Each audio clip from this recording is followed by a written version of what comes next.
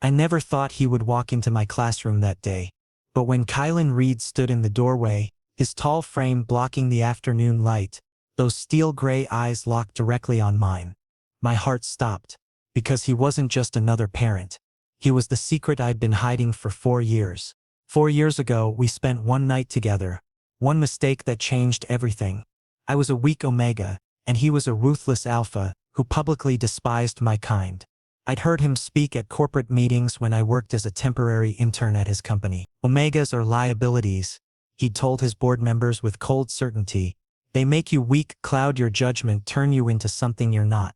Those words had burned themselves into my memory, especially when I discovered I was pregnant 2 months later. I made my decision then. I would never tell him. I left the city, changed my name to Carlo Hayes, and started over. My son Zen became my entire world. I raised him alone, worked 2 jobs to afford a small apartment, and eventually put myself through teaching certification.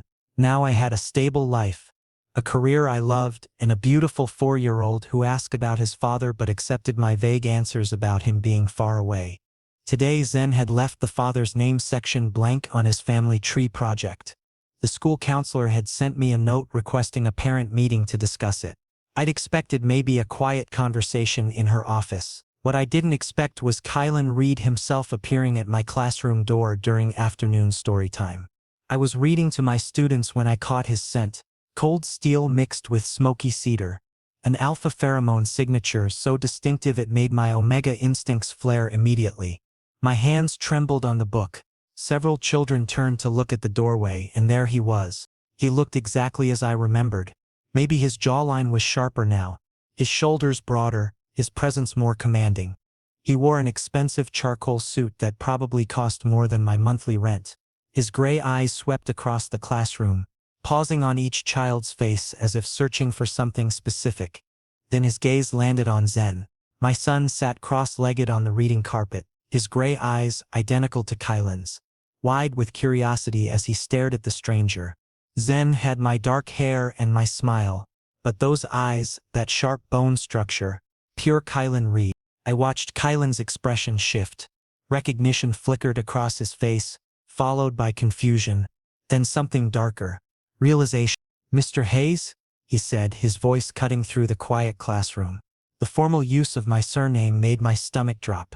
He knew. Somehow he'd figured it out. I forced myself to smile, to keep my voice steady and professional. "Yes? How can I help you? We need to talk." His tone was low, controlled, but I could hear the steel underneath. Privately, the children were watching now, sensing the tension. I couldn't make a scene. After the bell rings, I said calmly, "I have students to attend to right now." He nodded stiffly and stepped back into the hallway, but I could feel his presence like a physical weight pressing against the door. My heart raced. How had he found me? I'd been so careful. New city, new name, no social media presence. I'd built an entire life designed to keep us hidden. I somehow managed to finish the story, though I couldn't have told you what happened in it. My voice moved on autopilot while my mind spun with panic. When the bell finally rang, the children gathered their belongings. Zen bounded over to me with his backpack. "Papa, who was that tall man?" he asked innocently. My throat tightened. "Just a visitor, sweetheart. Go with Miss Jennifer to aftercare. Okay? Okay." He hugged my leg and skipped off, completely unaware that his world might be about to change forever. Once the last child left and the classroom fell silent, Kylen entered. He closed the door behind him with a quiet click that sounded deafening. We stood 10 feet apart, the colorful alphabet posters and children's artwork creating a surreal backdrop for this confrontation. "You look familiar," he said, moving closer. Each step felt deliberate, predatory, very familiar. I tried to maintain my composure. "People say I have one of those faces." "No." He stopped just a few feet away, close enough that his scent surrounded me, making my suppressants work overtime. "It's not your face though, that's part of it. It's your scent. Even suppressed, I recognize it." My blood ran cold. Omegas could hide their scent with medication, but stress sometimes caused it to leak through. And right now I was drowning in stress. 4 years ago, Kylen continued, his voice dropping to barely above a whisper, That night at the hotel bar after the corporate summit. You were there, sitting alone, drinking something sweet. We talked about architecture, about dreams we'd given up on. We laughed. His eyes darkened, and then we went upstairs.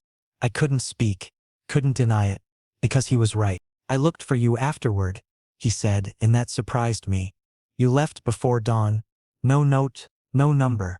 My assistant tried tracking you down through the intern registry, but Carlo Hayes didn't exist in our system, because that's not the name I used when I worked there.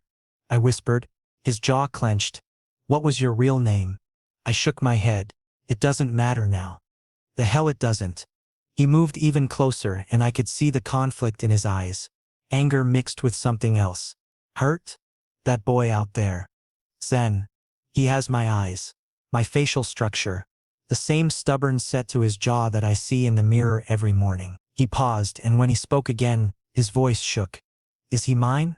Every instinct screamed at me to lie, to protect Zen, to maintain the life we'd built. But looking into Kylen's eyes, I knew the truth was written all over my face. No, I said anyway, my voice cracking on the single syllable. Kylen reached out and gently grasped my wrist. His touch was firm but not painful, commanding but not cruel. Don't lie to me, Carlo. Please. The please broke something in me. I'd expected rage, demands, threats. Not this raw vulnerability. Why now? I asked instead of answering. Why did you come looking? I didn't, he admitted. My company's foundation donated to this school. I came for the ceremony, saw the list of teachers, saw your name. He released my wrist but didn't step back. Hayes, it was your mother's surname, wasn't it? From when we talked that night. You mentioned her once. He'd remembered. After 4 years, after one night, he'd remembered that tiny detail. Kylen, I started, but didn't know how to finish. I need to know, he said quietly. Is Zen my son? And in that moment, with my secret crumbling around me and those gray eyes pleading for truth, I realized my carefully constructed walls were about to come crashing down. Yes, I whispered. He's yours. The confession hung in the air between us like broken glass. Kylen's face went through a series of emotions so quickly I could barely track them. Shock, disbelief, anger, and then something that looked almost like wonder. 4 years, he finally said, his voice dangerously quiet. You kept my son from me for 4 years. I protected him. I shot back, finding my spine. Protected us both. From what? His voice rose. From me? What did you think I would do? Exactly what you're doing now. I gestured between us. Show up demanding answers, claiming rights you never wanted in the first place. You made it clear what you thought of Omegas, Kylen. I heard every word in those board meetings. His expression hardened. Those were business decisions. They were hate speech dressed up in corporate language, I said bitterly. The words I'd held back for years came flooding out. You called us emotional traps. Biological complications. You literally said you'd never tie yourself to an Omega because it would compromise your judgment. I laughed, but there was no humor in it. So forgive me for assuming you wouldn't want to know about the Omega you accidentally got pregnant. Kylen's hands clenched into fists at his sides. You should have told me anyway, given me the choice. I tried. The admission burst out of me. I called your office twice after I found out. Your assistant said you were unavailable, took my callback information, and I never heard from you. The third time I called, she told me to stop harassing you or she'd file a report. He looked genuinely stunned. I never got those messages. Of course you didn't. Because your assistant was doing exactly what you paid her to do, keeping Omegas away from you. I crossed my arms, a defensive barrier. So I made a choice. I chose to give Zen a stable life without a father who would resent his existence. You don't know that I would have, don't I? I challenged. Look me in the eye and tell me that 4 years ago if I'd shown up pregnant you would have welcomed it. That you wouldn't have offered money to make the problem disappear. Kylen opened his mouth, then closed it. The silence was answer enough. That's what I thought. I said softly. So I left. Started over. Became someone new. You became a teacher, he observed, glancing around the classroom with its bright decorations and small furniture. I became a father, I corrected. Everything else was just details. He ran a hand through his dark hair, a gesture of frustration I remembered from that long ago night. I want a DNA test. Something in my chest tightened painfully. You don't believe me? I believe you, he said, but I need official documentation. For legal purposes. Legal purposes. Of course, this wasn't about trust or relationship. It was about establishing paternal rights. About control. Fine, I said coldly. Let's make this official. But understand something, Kylen. A test confirming biology doesn't make you Zen's father. I've been his father. I've walked him through nightmares and celebrated his small victories. I've held him through fevers and taught him to tie his shoes. You're just the DNA donor who showed up 4 years late. The words were meant to hurt, and I saw them land. Kylen's jaw tightened, but he didn't argue. When can we do the test? He asked instead. There's a clinic 2 blocks from here. I can get Zen from aftercare now. No, Kylen said quickly. Not yet. I don't want to confuse him until we're certain. I almost laughed. We're certain. But fine. They can give you a testing kit to take home. You provide your sample, I'll provide Zen's. And we'll have results in 24 hours. He nodded. My car is in the parking lot. I'm not going anywhere with you, I said automatically. Carlo. He stepped closer and I hated how my name sounded in his voice, like something precious he was trying not to break. Please. This is important.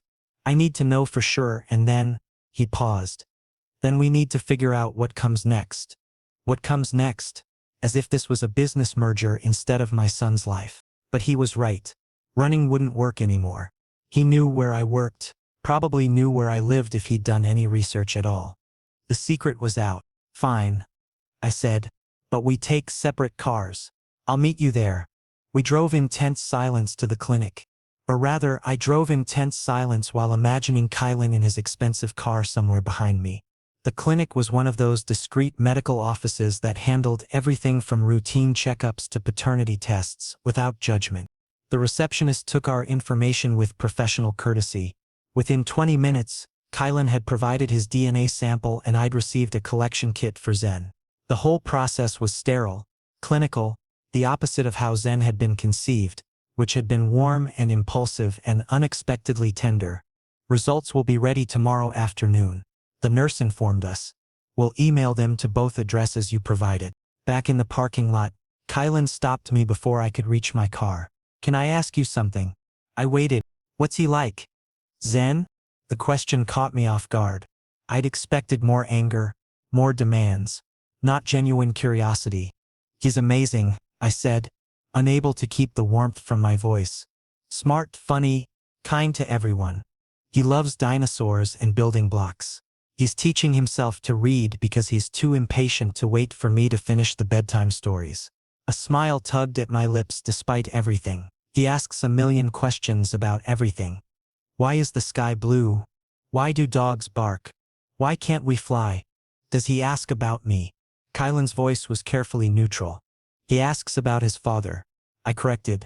I've told him his father lives far away, that circumstances kept us apart. I've never spoken badly about you to him, but you think badly of me. I think you're someone who wasn't ready to be a parent 4 years ago.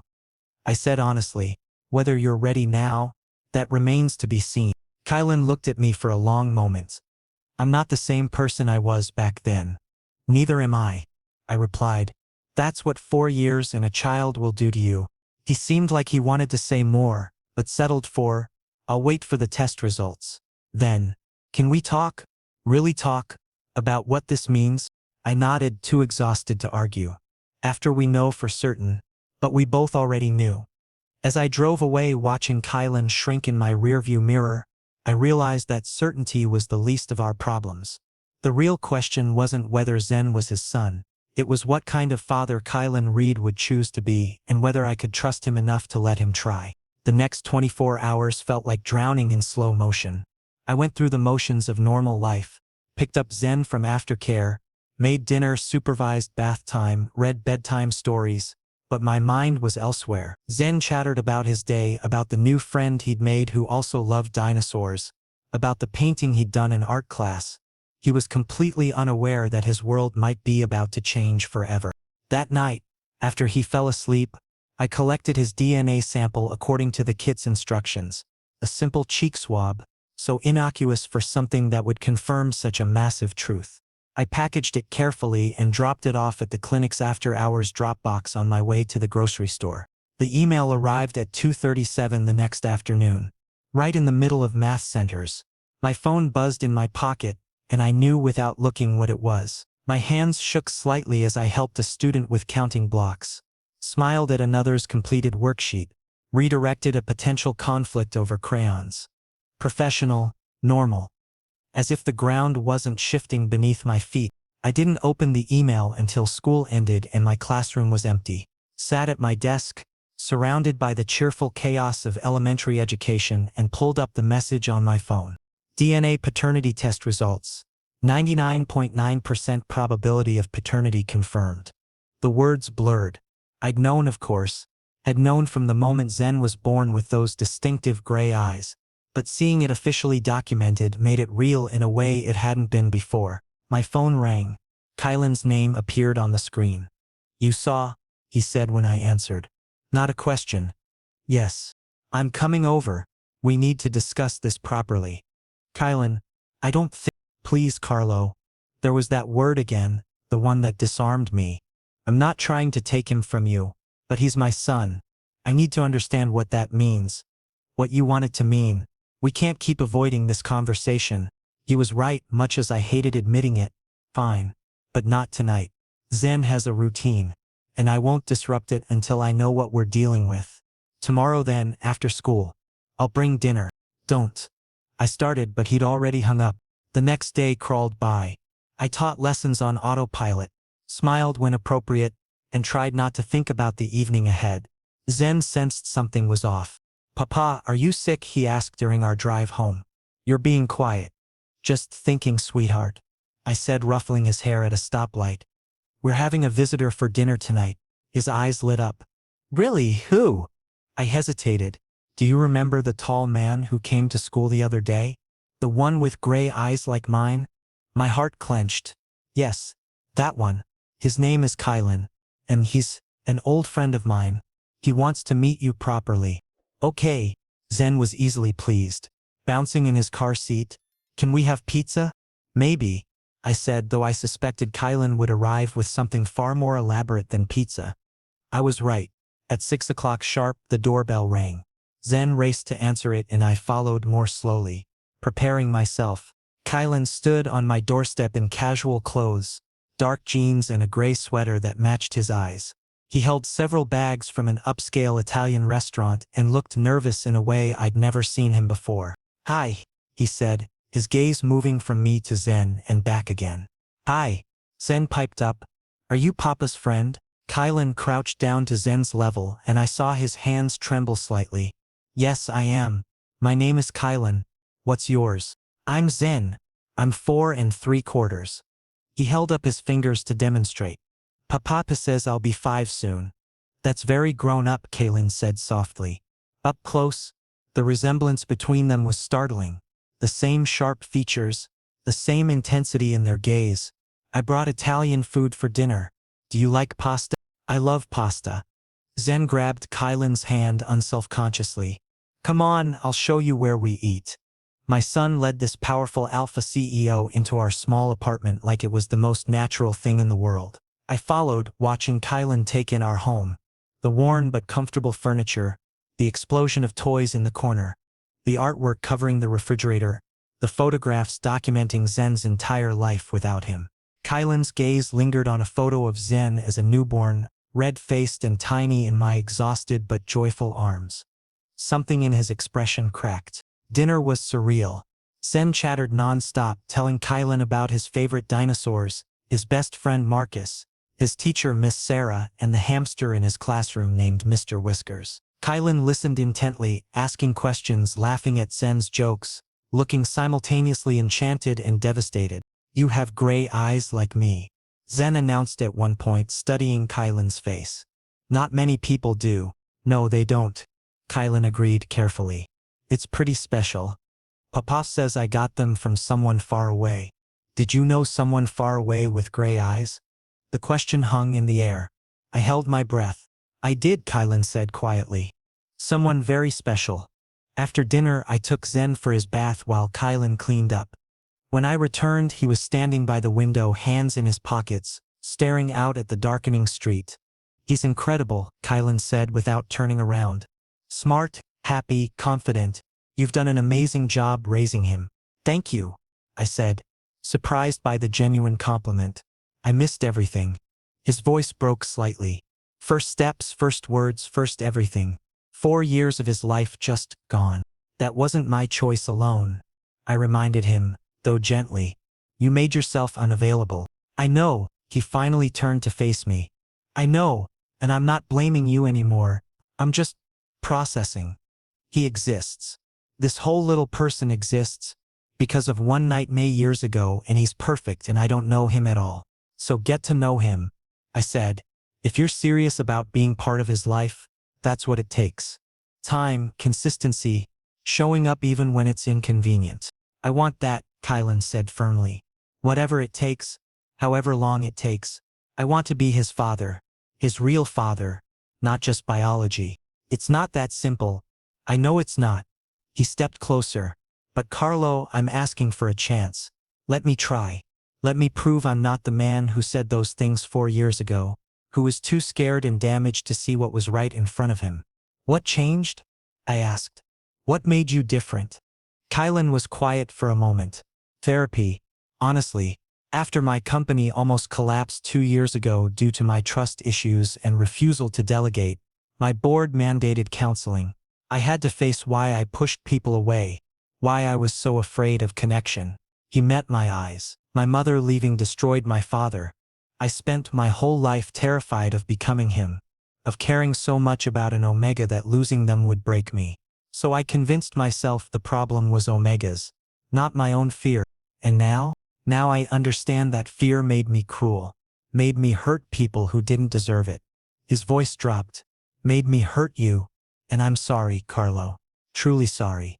The apology landed differently than I expected, not as an excuse or manipulation, but as genuine regret. Before I could respond, Zen's voice called from his bedroom. Papa, story time. I should go, Kylen said. Wait. I surprised myself. Stay. For the story. If you want. His face transformed with hope. Really? Really? I confirmed. But just the story. Then we'll talk about what comes next. We read together that night. Zen nestled between us on his small bed, my voice narrating the adventure while Kylen listened with rapt attention. And for the first time in 4 years, I allowed myself to imagine what family might look like with all 3 of us in it. 3 weeks had passed since Kylen read Zen a bedtime story in our small apartment. 3 weeks of carefully orchestrated visits, of watching my son light up every time the doorbell rang, of pretending my heart didn't race when Kylen's gray eyes found mine across a room. We'd fallen into a routine. He came over twice a week for dinner, took Zen to the park on Saturdays, and slowly, painfully, we were building something that looked almost like a family. Tonight felt different though. Kylen had texted earlier asking if he could bring something special, and I'd agreed without knowing what that meant. Now standing in my kitchen while Zen built a block tower in the living room, I heard his car pull up outside. Zen abandoned his blocks immediately, racing to the window. He's here, Papa. Kylen's here. The excitement in his voice still caught me off guard sometimes. My son, who'd gone his entire life without a father figure, had attached himself to Kylen with startling speed. It should have worried me more than it did. I opened the door to find Kylen holding not just dinner but a large wrapped box under his arm. He'd dressed down again, dark jeans and a navy Henley that made his eyes look even more striking. The casual look suited him better than the corporate armor he usually wore. What's all this? I asked, gesturing to the package. Patience, he said with a small smile. Can I come in first? Zen bounced on his toes. Did you bring me something? Maybe, Kylen said mysteriously, setting the dinner bags on the counter before crouching to Zen's level. But first I need to ask you something important. Is that okay? My son nodded eagerly, and I felt my chest tighten with unexpected emotion at the sight of them together. So similar in their features, yet so different in everything else. Zen, Kylen began carefully. How would you feel if I told you I wasn't just your papa's friend? That I'm actually your father? The world stopped. I hadn't expected this. We'd discussed it, sure. But I thought we'd have more time, more preparation. My hands gripped the counter edge as I watched my son process this information. My father? Zen's brow furrowed in that serious way he had when thinking hard. But Papa said my father lived far away. I did live far away, Kylen said gently. I didn't know about you for a long time, buddy. But now I do, and I want to be here. If that's okay with you. Zen looked at me, seeking confirmation. I managed to nod, my throat too tight for words. So you're my dad? Zen tried out the word slowly. Like Marcus's dad who comes to school and picks him up? Exactly like that, Kylen confirmed. If you want me to be. My son considered this with the gravity only a 4-year-old could muster. Then his face split into a wide grin. Cool. Can I call you Dad? Kylen's composure cracked. His eyes went bright with unshed tears. And he pulled Zen into a fierce hug. Yes. Absolutely yes. I had to turn away, blinking hard against my own tears. This was what I'd wanted, wasn't it? For Zen to have a father? But watching it happen, watching Kylen claim his place in my son's life, so openly, brought up feelings I wasn't ready to examine. Dinner was a celebration. Kylen had brought everything from an upscale restaurant pasta that Zen devoured, salad I pretended to eat, and a chocolate cake that made my son's eyes widen with delight. The wrapped box turned out to be a telescope. For stargazing, Kylen explained as Zen examined it with reverent hands. Your papa told me you like space. I love space. Zen breathed. Papa, can we use it tonight? After dinner and bath time, I promised, finally finding my voice again. The evening passed in a blur of laughter and new dynamics. Zen kept testing out Dad, saying it with different inflections as if trying to make it fit. Kylen responded every time with barely concealed joy, and I felt like an observer in my own life, watching something beautiful and terrifying take shape. After I tucked Zen in with promises that Kylen would take him stargazing tomorrow night, I found the alpha standing on my small balcony, staring out at the city lights. You ambushed me, I said without heat. He didn't turn around. I know, I'm sorry, it felt like the right moment, and I couldn't let it pass. I leaned against the doorframe, studying his profile. He took it well. He's an incredible kid. Kylen's voice was rough with emotion. Carlo, I need you to understand something. This isn't just about being Zen's father anymore. My heart started racing. What do you mean? He finally faced me, and the intensity in his gaze made me want to step back and move closer simultaneously. These past few weeks being here, being part of your lives, it's not enough. I don't want to be the dad who visits twice a week. I want more. More, I echoed, my voice barely above a whisper. I want to be here every morning. When Zen wakes up, I want to help with homework and attend school events and be the one you call when something goes wrong. He took a step toward me. I want to fall asleep next to you and wake up to your scent every day. I want everything, Carlo. The confession hung between us like something fragile and precious. My omega instincts were screaming at me to accept, to lean into the safety and security an alpha could provide. But my rational mind remembered the pain, the rejection, the 4 years of struggling alone. You hurt me, I said quietly. When you didn't answer my calls, when you made me feel like I was nothing more than a mistake, you broke something in me, Kylen. I know, he said, moving closer still. And I will spend the rest of my life making up for it if you let me. I'm not asking you to forget or even fully forgive right now. I'm asking for the chance to prove I've changed. People don't change that much, I argued weakly. Maybe not, but I did. His hand came up to cup my cheek, and I let him, starved for touch after years of careful distance. You changed me that night 4 years ago, and seeing Zen, being here with both of you, it's completed something I didn't know was broken. I wanted to believe him. God, I wanted it so badly it hurt. What about your company? I asked. Your reputation? The things you said about Omegas were the words of a terrified man who'd convinced himself that isolation was safety. His thumb traced my cheekbone. I'm not that man anymore. My company doesn't define me. You and Zen do. Kylen. He kissed me before I could finish the thought. Unlike the desperate kiss weeks ago, this one was soft, questioning, giving me every opportunity to pull away. I didn't. Instead, I melted into it, 4 years of loneliness and longing pouring into the contact. When we broke apart, both breathing hard, Kylen rested his forehead against mine. Move in with me, you and Zen. Let me take care of you both properly. That's too fast, I protested, even as part of me yearned to say yes. Then don't move in. But let me be here more. Let me prove this is real. His eyes searched mine. I love you, Carlo. I think I have since that first night, and I've been too much of a coward to admit it until now. The words shattered my last defenses. This is crazy. Probably, he agreed with a small smile. But it's also right. You feel it too, don't you? I did. Despite everything. Despite the fear and the hurt and the logical reasons to protect myself, I felt it. Yes, I whispered. I feel it. His smile widened, genuine and unguarded in a way I'd never seen before. Then give me a chance.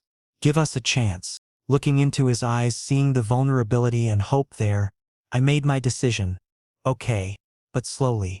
And if you hurt Sam, I won't, he promised fiercely. Either of you. Never again. That night after Kylen left, I lay in bed replaying every moment, every word. My phone buzzed with a text from him. Thank you for trusting me. Sleep well. I smiled in the darkness, feeling something like hope bloom in my chest for the first time in years. The next month unfolded like a dream I was afraid to wake from.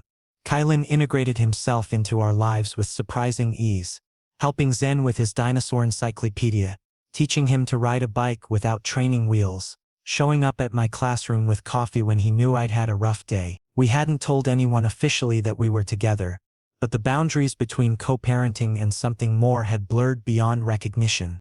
It was a Saturday afternoon when everything changed. Kylen was sprawled on my living room floor, engaged in an intense building block competition with Zen, both of them completely focused on constructing the tallest tower possible. I was grading papers at the dining table, occasionally glancing up to watch them, feeling contentment settle into my bones. The doorbell rang unexpectedly. We weren't expecting anyone. I'll get it, I said, setting down my pen and moving to the door. When I opened it, a woman stood there who looked like she'd stepped out of a high-fashion magazine. All blonde, perfectly styled in a cream designer dress that probably cost more than my monthly salary. Her alpha pheromones hit me immediately. Expensive perfume mixed with something sharp and competitive. Can I help you? I asked politely, though something in her assessing gaze made my instincts prickle with warning. She looked past me into the apartment, her eyes widening slightly. Kylen? What are you doing here? I heard movement behind me as Kylen stood, his expression shifting from relaxed to guarded in an instant. Vivian. This is unexpected. So this was Vivian Cross. I'd heard the name before. Kylen had mentioned her once as a business associate, though clearly she was more than that. She swept past me without invitation, her heels clicking on my worn hardwood floors. Your mother mentioned you've been preoccupied lately. I decided to check on you myself. Her gaze traveled over my modest apartment with barely concealed disdain before landing on Zen, who'd abandoned his blocks to watch the stranger. And this must be the situation she was concerned about. Situation? I bristled at her tone. Kylen stepped between us, his posture protective. Vivian, you need to leave. Don't be ridiculous, darling. She placed a manicured hand on his arm with practiced familiarity. We need to discuss the merger proposal. Your board is waiting for an answer. And this, she gestured vaguely at me and Zen. Distraction is affecting your judgment. This distraction is my family, Kylen said coldly, removing her hand. Carlo is my partner and Zen is my son. Vivian's laugh was crystalline and cutting. Your son? With an omega? She turned to me with false sympathy. No offense, but surely you understand this is temporary? Alpha families like ours don't mix with. Finish that sentence and you'll regret it, Kylen warned, his voice dropping to a dangerous register. Zen tugged on my shirt, confused and frightened by the tension. Papa, who is she? Why is she being mean? My protective instincts flared. I picked him up, holding him close. Sweetheart, why don't you go to your room and play? The adults need to talk. But, now Zen. My tone left no room for argument. He reluctantly obeyed, casting worried glances back at us. Once his door closed, I turned to Vivian. You have no right to come into my home and speak that way in front of my child. Your child, she repeated mockingly. How convenient that you trapped one of the most eligible alphas in the city with a pregnancy claim. Enough. Kylen's voice cracked like a whip. Vivian, get out. Now. She smoothed her dress. Unruffled. I'm trying to help you, Kylen. The Crossread merger would secure both our company's futures. Your board expects you to make smart decisions, not emotional ones. An Omega partner with a child? That's not the image Reed Industries needs. Image? I heard myself say. Is that all that matters to you people? Vivian's smile was pitying. You're naive if you think love conquers all in our world. Kylen has responsibilities to his company, his employees, his family legacy. A relationship with you jeopardizes all of that. She turned back to Kylen. Think about what you're throwing away. Your mother already disapproves. The board is concerned. Investors are questioning your judgment. Is this really worth destroying everything you've built? The words hit their target. I saw Kylen's jaw clench, saw the conflict flash across his face, and felt my heart sink. Carlo and Zen are worth everything, he said finally, but there was a tremor of uncertainty beneath the conviction. Vivian heard it too. Then prove it. Choose them over the merger, over your family's approval, over your company's future. Let's see how long this fairy tale lasts when reality sets in. She left then, her parting words hanging in the air like poison. The door clicked shut, and silence descended. Kylen, I started. She's wrong, he said immediately. About all of it. But I could see the doubt creeping in. The calculations running behind his eyes. Is she though? Is your company really at risk? He ran a hand through his hair, a gesture I'd come to recognize as stress. The merger would be beneficial financially. And yes, some board members have expressed concerns about my recent choices. Choices. The word tasted bitter. You mean us? That's not what I... What did she mean about your mother? I pressed. You never mentioned she disapproved. Kylen's silence was answer enough. I felt something crack inside me. You've been keeping me separate. Like I'm something to be ashamed of. No, Carlo. It's not like that. I just needed time to what? Figure out if we're worth the hassle. I wrapped my arms around myself. Maybe Vivian's right. Maybe this is too complicated. Don't do this, Kylen pleaded, reaching for me. Don't let her poison what we have. She didn't poison anything, I said quietly. She just showed me the reality I've been ignoring. You're from a different world, Kylen. One where people like me and Zen are liabilities, not family. That's not true. Then why haven't you told your mother about us? Why haven't you made any public acknowledgement of Zen? The questions poured out. You said you wanted everything, but you've kept us hidden like a dirty secret. Kylen looked stricken. I was trying to protect you both from exactly this kind of situation. We don't need protection from your world, I said, feeling tears threaten. We need you to choose us publicly, not just in private. But I don't think you can do that, can you? Carlo, I think you should go, I said, my voice breaking. I need to think about what's best for Zen. What's best for Zen is having both his parents together, Kylen argued desperately. Is it? Or is it better for him to be spared watching his father choose business over family? I moved to the door, opening it. Please leave, Kylen. He looked like I'd struck him, but he moved toward the door. At the threshold, he turned back. I'm not giving up on us. Maybe you should, I whispered and closed the door on his devastated expression. I stood there, forehead pressed against the wood, listening to his footsteps retreat.